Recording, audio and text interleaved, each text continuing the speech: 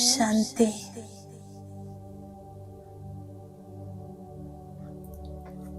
നാലു ഭാഗത്തു നിന്നും ബുദ്ധിയെ മാറ്റി എൻ്റെ സമ്പൂർണ്ണ ശ്രദ്ധ ഞാൻ സ്വയം തന്നിലേക്ക് കേന്ദ്രീകരിക്കുന്നു. ബുദ്ധിരൂപി ദിവ്യ നേത്രത്തിലൂടെ ഞാൻ സ്വയം തന്നെ കാണുന്നു. ഭ്രുകുടി മധ്യത്തിൽ പ്രകാശിക്കുന്ന ഞാൻ ഒരു പ്രകാശപുഞ്ചമാണ്. ദേഹത്തിലാണെങ്കിലും ദേഹത്തിൽ നിന്നും ഭിന്നമാണ്. ദേഹാഭിമാനത്തിൻ്റെ സമ്പൂർണ്ണ ത്യാഗം ചെയ്ത് ബിന്ദുവായി ബുദ്ധിയിൽ പരമധാമവും പരമധാമ നിവാസി ശിവബാബയും മാത്രം. പരമധാമത്തിൽ ഒരു തേജസ്വി ജ്യോതിബിന്ദുവായി ഞാൻ അനുഭവം ചെയ്യുന്നു. ദേഹത്തിൻ്റെ ലോകത്തിൻ്റെ ആകർഷണങ്ങളിൽ നിന്നും പൂർണ്ണമായും ഞാൻ മുക്തമായിരിക്കുന്നു. ഈ നിർസങ്കൽപ്പസ്ഥിതിയിൽ അസീമമായ ശാന്തിയുടെ അനുഭവം ചെയ്യുന്നു. എൻ്റെ മുന്നിൽ supreme point of light Shivbaba അനുഭവമുണ്ടാകുന്നു. ബാബയിൽ നിന്നും ശക്തിശാലി കിരണങ്ങൾ എന്നിൽ സമാഹരിക്കപ്പെടുന്നു. എൻ്റെ പഴയ സംസ്കാരങ്ങളുടെ ശുദ്ധീകരണം നടക്കുന്നു. ബാബയുടെ ശക്തിശാലി കിരണങ്ങളുടെ ജ്വാലയിൽ ജന്മജന്മാന്തരങ്ങളിലെ പാപം ഭസ്മമാകുകയാണ്. ഞാൻ പാവനമായിക്കൊണ്ടിരിക്കുന്നു. ഇപ്പോൾ ഞാൻ ബാബയുടെ തീർത്തും സമീപത്ത് അനുഭവം ചെയ്യുന്നു. കേവലം ഞാൻ ജ്യോതി സ്വരൂപാത്മ മഹാജ്യോതി ശിവബാബ. ബുദ്ധിരൂപി നേത്രം ജ്ഞാന സൂര്യ ശിവബാബയിൽ സ്ഥിരമാകുന്നു. ബാബയുടെയും ആത്മാവിൻ്റെയും മധുരമിലനം നടക്കുന്നു.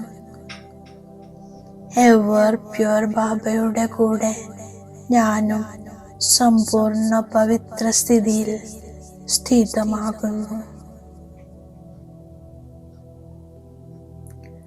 വീണ്ടും ഞാൻ ബുദ്ധിയെ മസ്തക മധ്യത്തിലേക്ക് കേന്ദ്രീകരിക്കുന്നു. ഞാൻ ആത്മാ ദേഹി അഭിമാനി സ്ഥിതിയിലാണ്. ഈ ദേഹത്തെ നടത്തിക്കുന്ന ഞാൻ ദേഹിയാണ്. നിരാകാരി ആത്മാവാണ്. ദേഹബോധത്തിൽ നിന്നും മുക്തമാണ്. മനസ്സ് ശാന്തമാണ്. ദൃഷ്ടി പവിത്രമാണ്.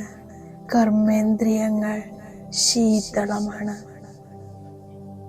അതീന്ദ്രിയ സുഖത്തിൻ്റെ അനുഭവം. ഇപ്പോൾ സ്വയം നിമിത്തമാണെന്ന് വിചാരിച്ച് കർമ്മം ചെയ്യുന്നു. സദാ ട്രസ്റ്റി എന്ന് വിചാരിക്കുന്നു. എന്നിലുള്ളതെല്ലാം ബാബയുടേതാണ്. ഈ ദേഹം പോലും എൻ്റേതല്ല, ബാബയ്ക്ക് അർപ്പിതമാണ്. ഞാൻ സദാദേഹി ശിവബാബയുടെ ഓർമ്മയിലാണ്. നിരന്തരം ദേഹി അഭിമാനി സ്ഥിതി. പഴയ ദേഹവും ദേഹത്തിന്റെ സംബന്ധികളും എൻ്റെ ബുദ്ധിയിൽ നിന്നും വേറിട്ട് നിരന്തരം സത്സംഗത്തിലിരിക്കുന്നു. നിരന്തരം ശിവബാബയുടെ ഓർമ്മയിലിരിക്കുന്നു. നിരന്തരം ദേഹി അഭിമാനിയിലിരുന്ന് സദാ ദേഹി ശിവബാബയെ ഓർമ്മിച്ചുകൊണ്ടിരിക്കുന്നു.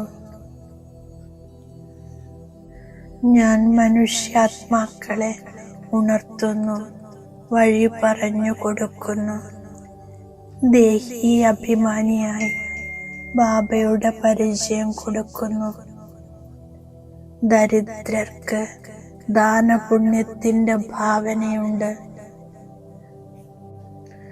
ലഹരിയോടെ ഭക്തി ചെയ്യുന്നു.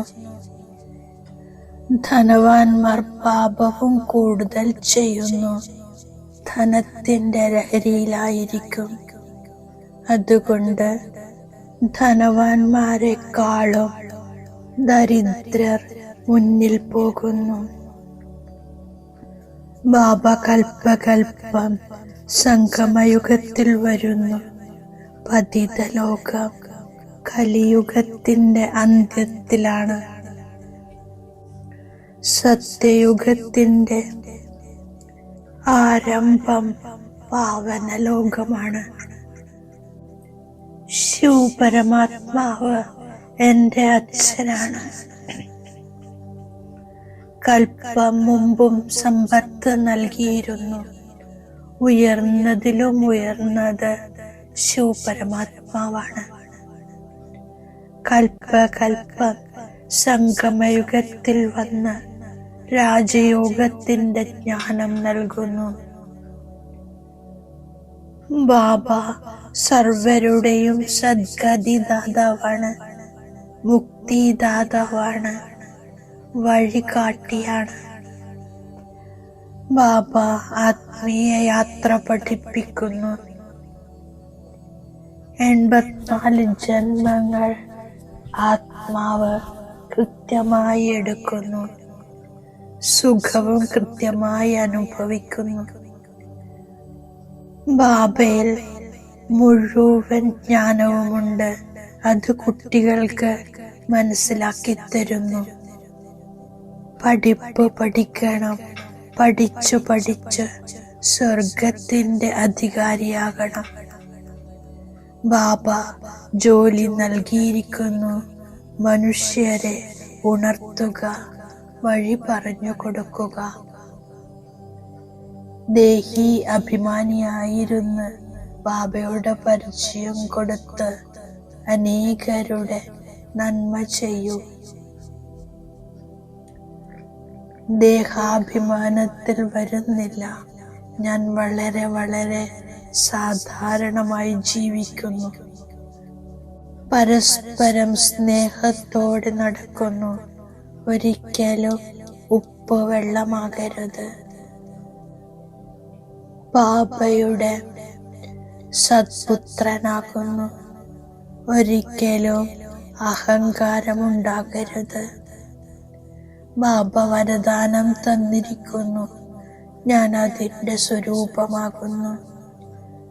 തൻ്റെ ഭാഗ്യത്തിൻ്റെയും ഭാഗ്യവിധാതാവിൻ്റെയും ഗുണം പാടുന്ന സദാ പ്രസന്ന ചിത്തരാകുന്നു.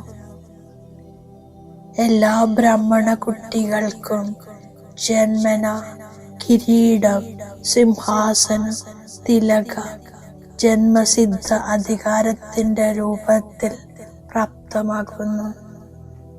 ഭാഗ്യത്തിൻ്റെയും ഭാഗ്യവിധാതാവിൻ്റെയും ഗുണം പാടിക്കൊണ്ടിരിക്കുന്നു. അപ്പോൾ ഗുണസമ്പന്നനായി മാറുന്നു.